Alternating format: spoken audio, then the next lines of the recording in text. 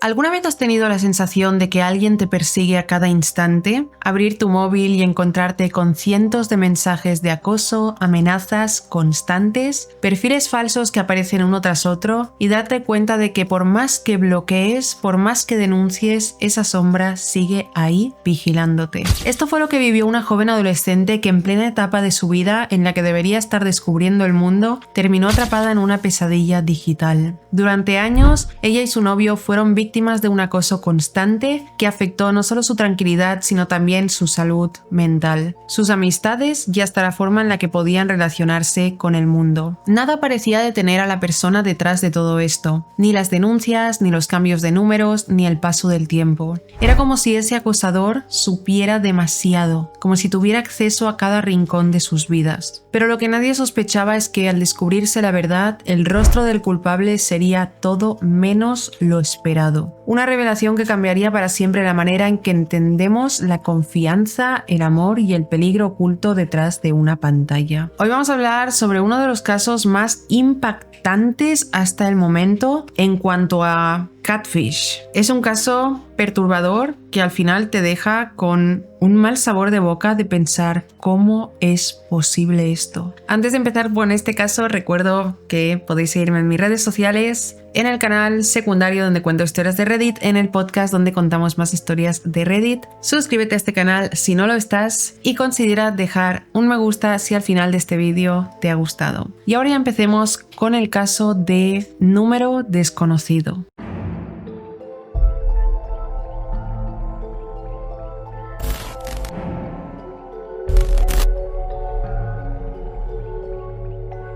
Lauren Licari era una adolescente originaria de Beale City, Michigan, Estados Unidos, lugar donde creció junto a sus padres Kendra Licari y Sean Licari, siendo este un pequeño pueblo donde todos se conocen y las conversaciones giran en torno a lo que sucede en la vida de los demás. Desde pequeña, Lauren mantuvo una relación muy estrecha con sus padres, especialmente con su madre Kendra, con quien compartía la pasión por el deporte, como el baloncesto y el béisbol. De hecho, Kendra, su madre, además de trabajar en informática, se dedicaba a entrenar al equipo de baloncesto de la escuela, algo que le permitía pasar más tiempo con su hija y ser una madre activa en la vida escolar. Lauren, por su parte, era una chica reservada, inteligente y dulce que prefería la compañía limitada de unos pocos amigos con los que compartía el tiempo de vez en cuando. No obstante, no había mucho que podía hacer con ellos, ya que al habitar en un pueblo tan pequeño de apenas unos cientos de habitantes, no existían grandes opciones de entretenimiento y la rutina diaria obligaba a las adolescentes como Lauren a estar casi exclusivamente en redes sociales como Snapchat y TikTok para conectarse y entretenerse y alejarse un poco de la monotonía del lugar. Cuando Lauren tenía apenas 13 años, comenzó la secundaria en Beale City High School, el instituto donde prácticamente estudiaban todos los chicos del pueblo. Fue allí donde su historia comenzó a tomar forma junto a Owen McKenney, un chico que conocía desde séptimo grado y que era originario también de la misma ciudad. Owen tenía una personalidad un poco más abierta, pero también sentía un entusiasmo y amor por el deporte, al igual que Lauren. Los dos compartían una gran pasión por el básquetbol y aunque Lauren brillaba como jugadora en el equipo de la escuela, Owen no se quedaba atrás, destacando tanto en básquetbol como en fútbol americano y sumando experiencia además en béisbol. Los días de ambos chicos transcurrían entre competencias y entrenamientos, un ambiente que se transformó en apoyo mutuo y donde surgió una conexión entre los dos que se volvía cada vez más fuerte, razón por la cual iniciaron una relación romántica. Lauren y Owen se convirtieron rápidamente en la típica pareja de adolescentes que sus compañeros de escuela también querían tener. Eran un chico y una chica que se querían de verdad, que se entendían sin palabras y que parecían vivir una relación ideal, esa que muchos imaginan cuando piensan en su primer amor, siendo para los demás una especie de pareja ganadora. Compartían además de amor una amistad muy sincera, un cariño que se notaba hasta en sus familias. Los padres de Lauren, Kendra y Sean, y los de Owen siempre se llevaron bien y apoyaban esta relación pese a la corta edad de ambos. Incluso Kendra y Jill, las madres, terminaron siendo muy buenas amigas, aprovechando cualquier excusa para pasar tiempo juntas mientras sus hijos disfrutaban de sus actividades en la escuela. Para otoño del año 2020, Lauren y Owen celebraban poco más de un año juntos. La vida parecía fluir con naturalidad para ambos adolescentes, quienes tenían una relación muy bonita, sencilla y llena de complicidad. En ese momento se acercaban también la celebración de Halloween y con ella la invitación a una fiesta que organizaba una chica llamada Chloe Wilson, la cual era además una de las mejores amigas de Owen desde hacía muchos años. Aunque Chloe y Owen tenían una relación cercana, Lauren no compartía esa misma conexión con ella. Ambas chicas estaban en el equipo de básquetbol de la escuela, pero prácticamente no se hablaban. Más allá de las diferencias de personalidad, en la escuela corrían rumores y sospechas de que Chloe estaba enamorada de Owen, y aunque no intentaban separarlos, sus actitudes a veces parecían querer provocar celos en Lauren o simplemente no disimulaba su deseo de querer que esa relación acabara. Como cada año, Chloe y su familia organizaban su famosa fiesta de Halloween, a la cual Owen fue invitado, pero de la cual obviamente Lauren no recibió ninguna invitación. Aún así, Owen quería asistir, pero solo si lo hacía junto a su novia, así que al poner esta condición, Chloe no tuvo más remedio que aceptarlo, así que ambos fueron a la fiesta juntos. Para Lauren, la fiesta de Halloween no era tan importante, pero terminó accediendo a ir con Owen, pese a la complicada relación que tenía con la anfitriona. Sin embargo, antes de que la noche llegara, ambos chicos recibieron un mensaje inquietante en sus móviles, enviado desde un número desconocido que decía: "Hola Lauren, Owen va a romper contigo.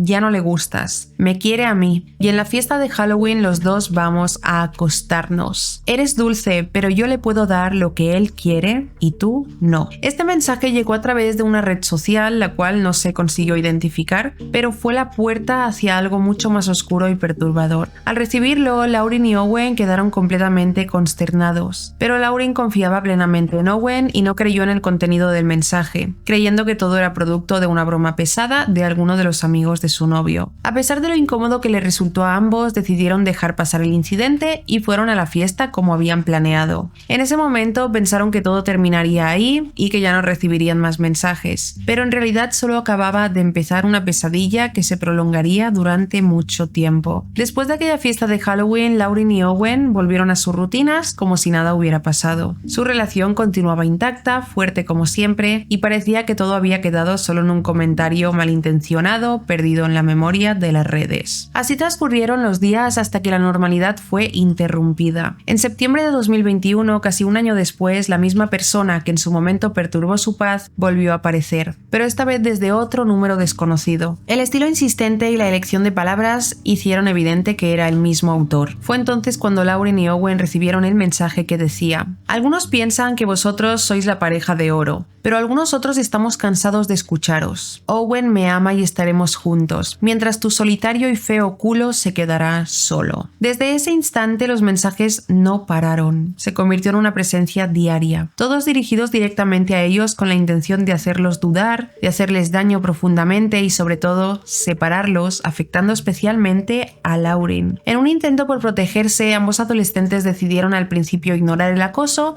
y manejarlo en secreto, solo entre los dos. Sus amigos y el resto de su entorno apenas sabían lo que ocurría. Owen en algún momento preguntó si alguien más recibía mensajes extraños, pero nunca compartieron el verdadero alcance de la situación. Pasaron varios meses encerrados en ese pacto de silencio hasta que la situación se volvió insoportable. Los mensajes se volvieron más numerosos y explícitos, enviándose decenas cada día, con comentarios como: hacia Lauren: "Eres la persona más fea que haya visto. Eres una basura, deberías dejar de usar leggings porque nadie quiere ver tu culo plano y anoréxico". Y pronto también con mensajes de connotación sexual cada vez más agresivos, con la clara intención de separarlos. Mensajes como: "Owen y yo nos acostamos, él me hace esto cada vez que me ve". Para ese momento, bloquear el número remitente era inútil, la o el acosador siempre conseguía un nuevo número y volvía a atacarlos. Incluso cuando intentaron llamar a ese número, solo recibían grabaciones que decían que el número no estaba disponible, como si todo se tratara de un número falso imposible de atrapar. Peor aún, después de cada intento fallido recibían nuevos mensajes burlándose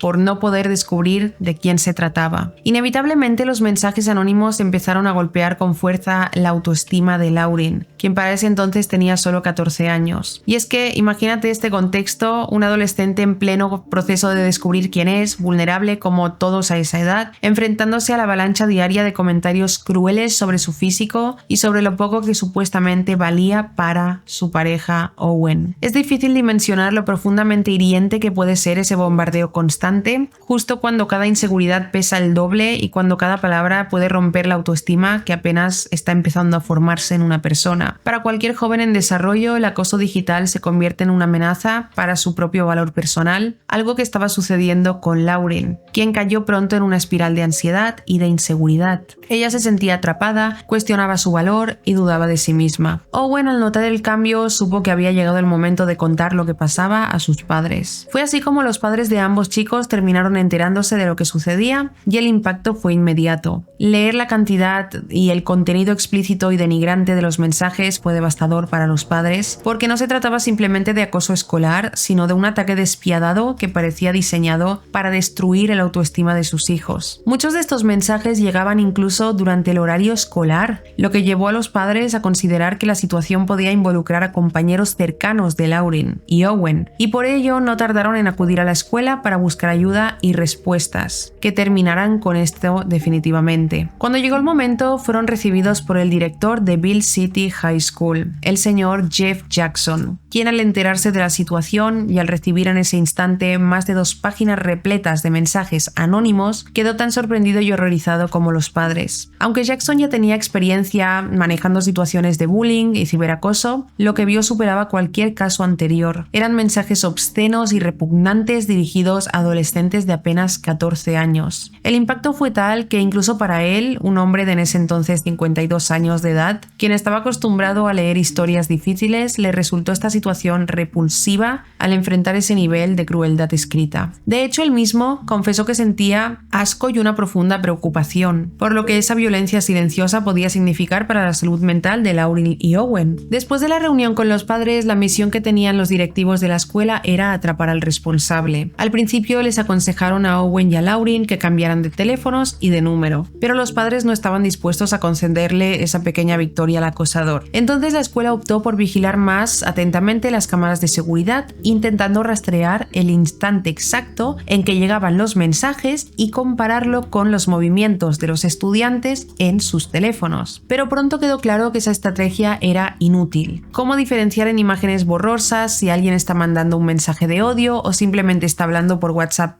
con un amigo? Claramente las cámaras no podían capturar las verdaderas intenciones, y la posibilidad de descubrir al culpable parecía estar todavía muy lejana. A medida que avanzaban los días, cada jornada significaba para Lauren y Owen recibir entre 10 y 50 mensajes repitiendo sin parar las supuestas traiciones de Owen, los ataques al físico de Lauren o reproches hirientes a su manera de ser. Pronto ambos adolescentes dejaron de confiar en su entorno y en sus cabezas solo existía la idea de que cada amigo, cada compañero de clase podía ser el autor de aquel acoso. Lauren, abrumada por la paranoia y el miedo, llegó a un punto en el que no quería salir de casa. Sus padres prácticamente debían arrastrarla hasta la escuela, donde sentía la constante mirada, el juicio de los demás e incluso recibía insultos cada vez que hacía algo. Por ejemplo, recuerda cómo durante un partido de básquetbol, justo después de un fallo, le llegó un mensaje que decía que era una deportista terrible y que no servía para nada. Así, el veneno de este acosador se filtraba en cada aspecto de su vida. Toda esta angustia y desconfianza terminó afectando también la relación entre Lauren y Owen. Poco a poco, Lauren empezó a creer en los rumores que leía, generando dudas hacia Owen y hacia sí misma. Las discusiones se volvieron frecuentes entre ambos y el cariño quedó opacado por la sospecha y el cansancio de la situación. Finalmente concluyeron que era imposible sostener la relación bajo esa constante presión y pensaron que tal vez, al distanciarse, los mensajes se detendrían y por fin encontrarían paz. Pero esa esperanza estaba lejos de ser verdad. Ni siquiera la ruptura sirvió para frenar la ola de acoso. De hecho, los mensajes parecieron multiplicarse, como si aquella presencia invisible celebrara haber ganado. Cada mañana Lauren y Owen se despertaban con un mensaje más. El acoso ya era rutina, mensajes al levantarse, durante el día y antes de ir a dormir. Ese desgaste acumulado durante 15 meses hasta el momento agotó sus fuerzas y la paciencia de sus familias, evidentemente. A pesar de esto, no fue hasta cuando, tras una serie de mensajes especialmente amenazantes que ponían en duda la seguridad y la estabilidad emocional de los chicos, que los padres decidieron que ya no podían esperar señales por parte de la escuela, por lo que llevaron toda la evidencia directamente al sheriff Mike Main, quien recibió la denuncia. junto con 5 páginas impresas de mensajes recopilados a lo largo de más de un año desde que inició todo. Al leer el contenido, también al igual que todos, se horrorizó y sintió la urgencia de encontrar pronto al sospechoso, temiendo que esas amenazas virtuales pudieran hacerse realidad y traer daños irreparables a las víctimas. La investigación formal comenzó y los primeros en ser interrogados fueron, sorprendentemente, Lauren y Owen. Esto era necesario para descartar cualquier posibilidad de que estos mensajes fueran un invento de alguno de ellos para llamar la atención o manipular a sus propios compañeros. De hecho, entre los estudiantes, en especial las amigas de Chloe y la misma Chloe Wilson, hablaban sobre el rumor de que Lauren podría estar enviándose los mensajes a sí misma. Esas sospechas nacían de que Lauren era reservada, tenía pocos amigos y el hecho de que algunos notaban como a veces parecía buscar atención. Además, algunas amigas de Chloe la imaginaban capaz de idear todo este drama para alejar a Owen de Chloe. Sin embargo, el sheriff Mike los investigó a fondo, revisó horarios, analizó la frecuencia de los mensajes, inspeccionó sus móviles y rápidamente lo descartó por completo. Los tiempos no cuadraban y en sus dispositivos no había evidencia alguna que los implicara. Así que la pregunta persistía: ¿quién podría querer hacerle tanto daño a estos dos adolescentes? Mientras la investigación avanzaba y la tensión se mantenía, Owen intentaba seguir con su vida. En uno de sus viajes deportivos fuera del estado, conoció a una nueva chica con quien rápidamente tuvo una conexión. Aunque la distancia entre ellos era considerable, ya que esta chica vivía a más de 3 horas de Bill City, ambos comenzaron a hablar sobre la posibilidad de formalizar una relación. Pero antes siquiera de que ese romance pudiera avanzar, la chica recibió un mensaje amenazante desde un número desconocido. Pronto el acosador también ubicó el contacto de la madre de ella, quien recibió mensajes llenos de falsedades y advertencias para que su hija se alejara de Owen. La situación era tan vergonzosa que Owen solo pudo pedir perdón y explicarle a ambas todo lo que había estado sucediendo. Pero los mensajes seguían llegando sin parar, provocando que esa nueva relación nunca prosperara. Owen quedó totalmente frustrado y desesperado al comprobar que aquel acosador tenía acceso no solo a su círculo íntimo, sino a personas que estaban lejos, en otros estados, y que realmente conseguía fastidiar cada nuevo vínculo que él intentaba crear. Volviendo al curso de la investigación, Kendra, la madre de Lauren y también entrenadora del equipo de baloncesto, decidió apoyar en la búsqueda de posibles sospechosos. Analizando el entorno escolar, Kendra empezó a preguntarse si la envidia de alguna compañera podría ser la raíz de todo lo que sucedía, y así su atención recayó en Chloe, pues recordó que en uno de los últimos partidos ambas chicas terminaron con la misma cantidad de puntos y recordó cómo también las dos habían tenido desde siempre una relación difícil, como ya hemos comentado al principio de la historia. De este modo, gracias a este detalle y el historial de su trato, Kendra decidió enviar esta información al sheriff, iniciando así una investigación sobre Chloe Wilson. Además de todo lo que ya conocemos sobre Chloe, ella era también una chica sumamente popular en la escuela, muy extrovertida y con amigos más allá de Bill City. Pero Chloe también era conocida por ser algo problemática, ya que varias chicas la señalaban por hacer comentarios crueles y a veces caer en actitudes de bullying, especialmente con quienes no eran de su agrado. Por eso no sonaba descabellado pensar que pudiera estar detrás de todo, más aún considerando el aparente interés amoroso que tenía por Owen. Sin embargo, frente a todas las acusaciones, Chloe negó desde el principio haber estado relacionada con el caso y aceptaba que no era cercana a Lauren, pero aseguraba que la magnitud de lo que estaba viviendo superaba cualquier límite para ella, negando totalmente cualquier implicación. De todas formas, la investigación siguió su curso y poco a poco la presión social se fue haciendo insoportable para Chloe. Sus amigos comenzaron a distanciarse de ella, algunos compañeros no dejaban de mirarla, de señalarla como la culpable, y el rechazo de su entorno crecía tanto que sus propios padres tuvieron que intervenir para defender su integridad, seguros de que su hija no tenía nada que ver. Aún así, la realidad no se conocía aún y aunque nada se había demostrado, la reputación y la tranquilidad de Chloe se encontraban destrozadas. Mientras tanto, en ese entorno de hostilidad, Lauren recibió un mensaje más de ese número desconocido, uno que aparentemente venía de la propia Chloe. El mensaje venía acompañado de fotos que solo Chloe podría tener, donde anunciaba cínicamente que no iban a atrapar a la responsable, generando aún más confusión. Si la culpable realmente era Chloe, ¿por qué dejaría esa prueba en su contra?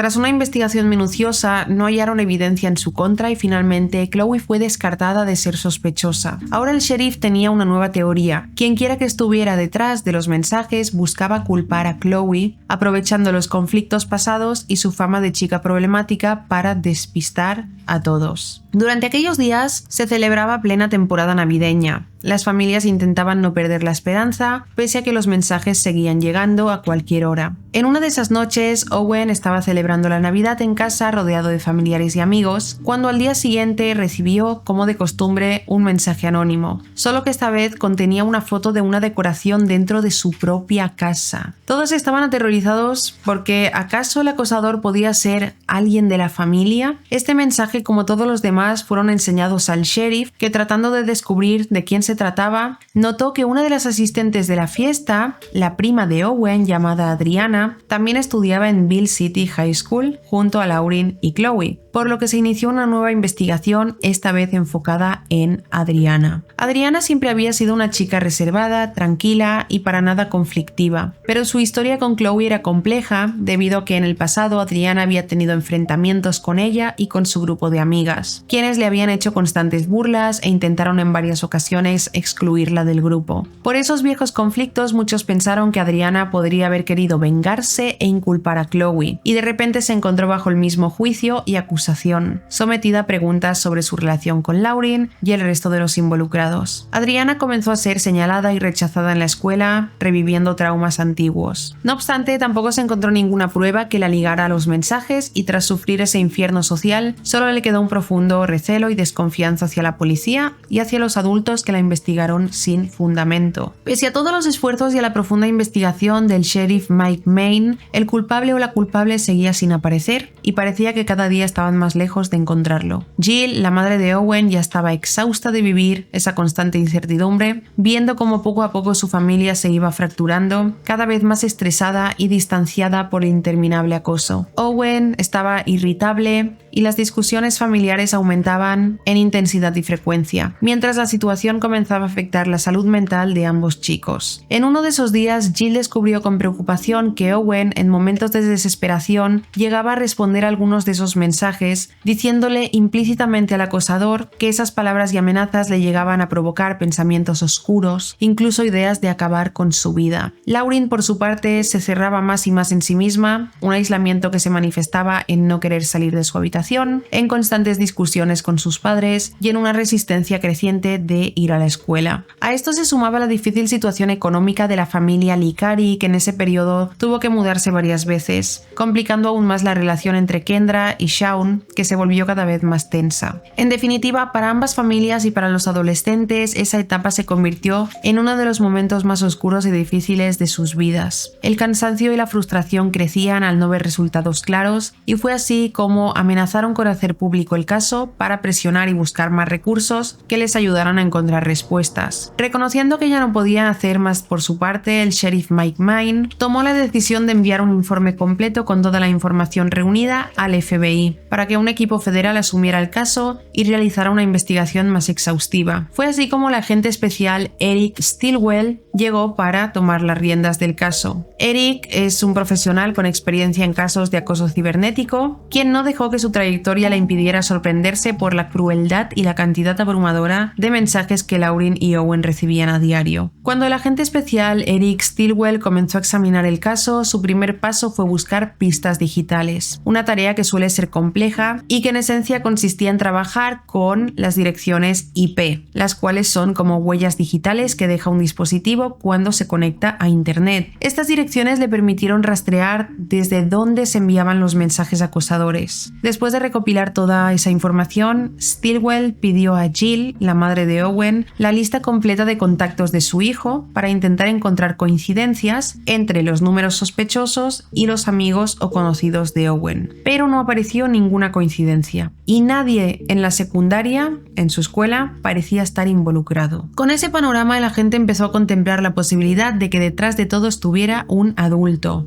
quizás un padre de alguno de los jóvenes de la escuela. En un principio, tanto los padres de Lauryn y Owen como la dirección escolar descartaban esta idea, preguntándose qué adulto le podría hacer algo así a dos adolescentes, menores de edad, y sobre todo, ¿por qué? ¿Para qué? Sin embargo, como hasta el momento no se habían encontrado resultados, se tenían que analizar todas las posibilidades. Así surgió otro reto importante para el agente. El acosador utilizaba números telefónicos falsos conocidos como números virtuales o números temporales. Estos números pueden conseguirse en páginas web especializadas que permiten registrar y usar un número sin revelar la identidad real del dueño, como un disfraz digital para ocultar su rastro. Funcionan de manera sencilla. Alguien se registra, adquiere un número y puede enviar mensajes o hacer llamadas sin que se pueda identificar su ubicación o identidad fácilmente. Para descubrir al responsable, Eric Stilwell se contactó con las empresas propietarias de esos números falsos para pedir información de quiénes los estaban usando. Las compañías respondieron proporcionando direcciones IP adicionales que ayudaron a limitar la búsqueda. Finalmente, la investigación señaló un lugar específico relativamente cercano al pueblo. Se trataba de un área a unos pocos kilómetros de Beale City, donde se concentraron los indicios. Lo sorprendente es que a partir de toda esa información, el agente obtuvo varias coincidencias que apuntaban a una única persona. El número que enviaba los mensajes estaba asociado a Kendra Licari, la madre de Lauryn. Al enterarse, la primera reacción del agente Stilwell fue de asombro y casi incredulidad.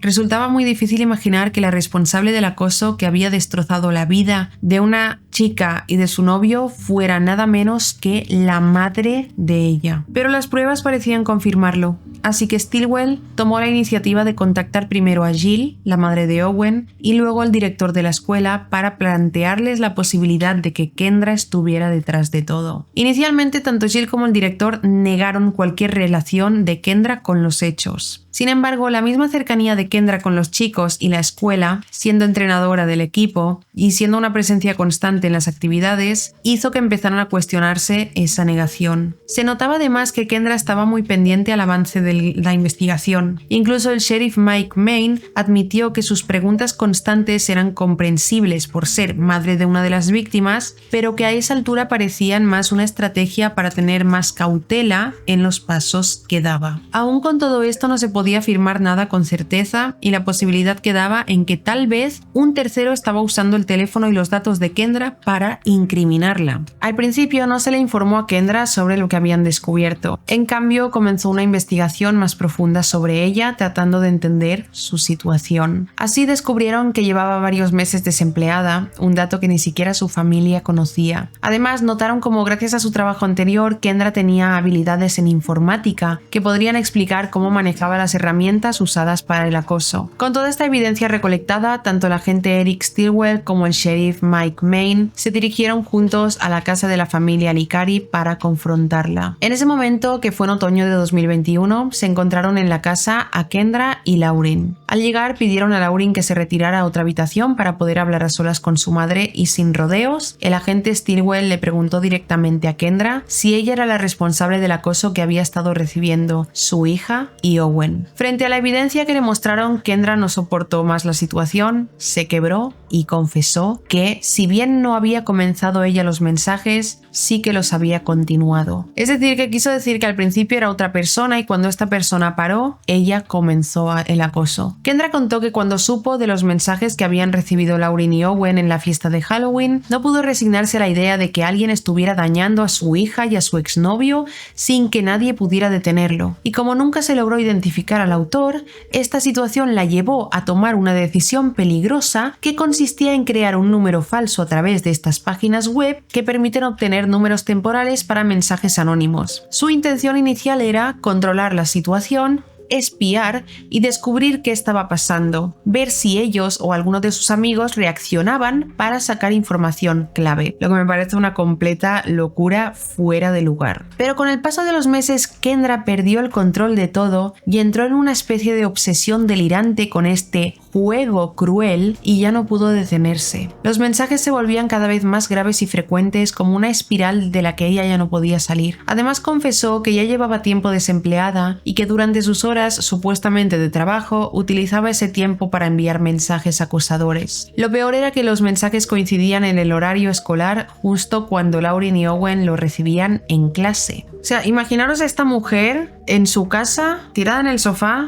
escribiéndole mensajes de odio a su propia hija. Porque algunos de los mensajes decían: quítate la vida, perra. Con esta confesión y aún con Lauren en la casa, el agente Stilwell la llamó para que escuchara directamente a su madre admitiendo la responsabilidad del acoso y por todas las inseguridades que Lauren había desarrollado. Ante las palabras de Kendra, Lauren se quedó en shock. Ella tenía tan solo 14 años y no supo cómo reaccionar a enterarse que su madre era quien la había estado acosando todo ese tiempo. El impacto fue tan profundo que durante un largo rato permaneció en silencio, completamente confundida y perdida ante la traición que sentía por parte de su madre. Mientras tanto, los oficiales contactaron a Sean Licari, el padre, que estaba en el trabajo y a quien le dieron de inmediato toda la noticia. Sean no sabía nada del desempleo de Kendra, no sabía que su mujer estaba desempleada, ni mucho menos de su implicación en el acoso. En sus propias palabras, cuando se enteró de la verdad, sintió que Kendra había destrozado su corazón y la vida de su hija. Por ello, ese mismo día le pidió a Kendra que se fuera de casa, poniendo fin a su relación y a la familia que habían construido juntos. Tras la confesión de Kendra, se inició formalmente el proceso para presentar cargos en su contra. Entre los cargos que se le iban a imputar estaban 2 acusaciones por acoso a menores y 2 por utilizar un ordenador para cometer un delito, acusaciones graves que reflejaban la seriedad de sus actos. La noticia de la acusación y la confesión se difundió rápidamente, llegando a oídos de la familia de Owen y de las chicas que habían sido acusadas injustamente, así como a los directivos de la escuela. Todos se quedaron profundamente impactados. Jill, la madre de Owen, no podía creer que una de sus amigas y madre de la exnovia de su hijo fuera la responsable de acosar a Owen con mensajes tan subidos de tono. Se preguntaba si Kendra estaba obsesionada con su hijo, recordando cómo incluso después de la ruptura con Lauren, Kendra solía visitarlo en sus prácticas deportivas y mantenía una cercanía que a veces resultaba hasta incómoda. Owen, por su parte, estaba furioso y también guardaba resentimientos hacia Lauren porque pensaba que ella tenía algo que ver con lo sucedido, además de sentirse claramente acosado por una mujer de 40 años. No pasó mucho tiempo para que la noticia saliera a la luz en toda la escuela y se hiciera viral en redes sociales, hasta convertirse en un tema de conversación constante y lamentablemente en objeto de burlas y memes. Lauren, a pesar de todo, continuaba siendo obligada por su padre a asistir a la escuela, pero vivía con una mezcla de entre vergüenza y resentimiento hacia su madre por lo que había sufrido durante ese tiempo. Varios compañeros le dijeron que su madre sería arrestada, algo que la llenó de dudas. Así que en un momento Lauren habló en privado con el director, quien le confirmó que efectivamente su madre iba a prisión. Para asegurarse, Lauren llamó a su padre, quien le confesó que en ese mismo instante Kendra estaba siendo arrestada. Kendra estuvo bajo custodia mientras se fijaba la fecha para su juicio, aunque no llegó a tener contacto con ninguna de las víctimas, incluyendo a su hija Lauren. El juicio se llevó a cabo en abril de 2023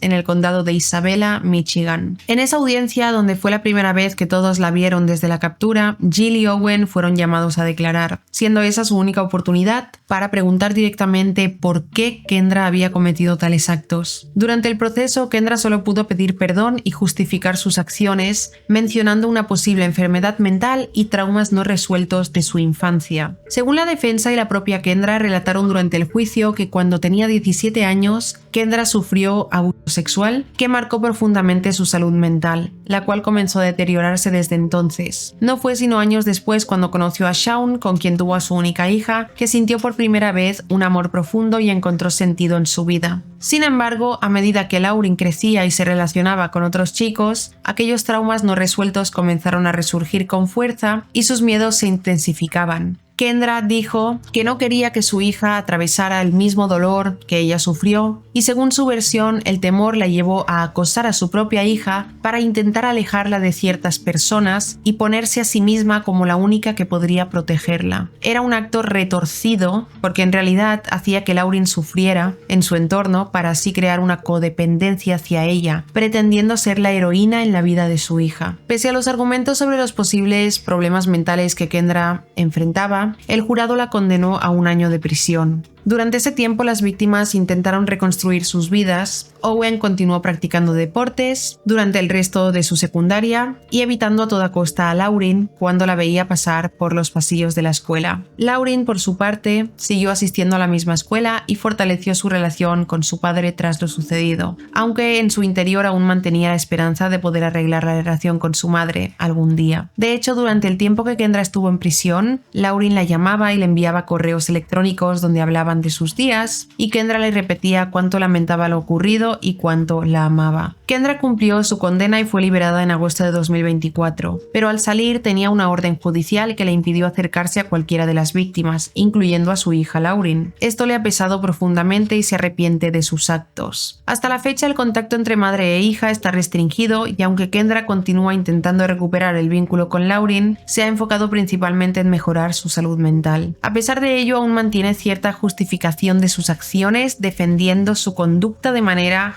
parcial, pero consciente del daño causado. El caso de Kendra nos recuerda una de las paradojas más duras de la vida. A veces la persona que se supone que debería protegernos puede convertirse en quien más daño nos hace. Su hija y quienes la rodeaban fueron víctimas de un dolor que nunca debió existir y que nadie debería experimentar. Y aunque nada justifica sus actos, detrás de ellos también se esconde una verdad incómoda. Muchas heridas que creemos superadas en realidad solo han sido escondidas bajo nuevas experiencias. Tarde o temprano, lo que no se sana encuentra la manera de salir, y a veces de la forma más destructiva. Esto no es un intento de justificar lo que pasó, porque no hay justificación alguna por lo que hizo Kendra, pero para recordar que la salud mental es muy importante. En el documental de Netflix Unknown Number, Lauren cuenta que todavía no está como preparada para retomar la relación con su madre, pero que algún día quiere porque es la persona que más quiere en el mundo. Y también se comenta sobre que Kendra podía haber sufrido síndrome de Munchausen, y en lugar de poner enferma a su hija físicamente, la puso enferma mentalmente para que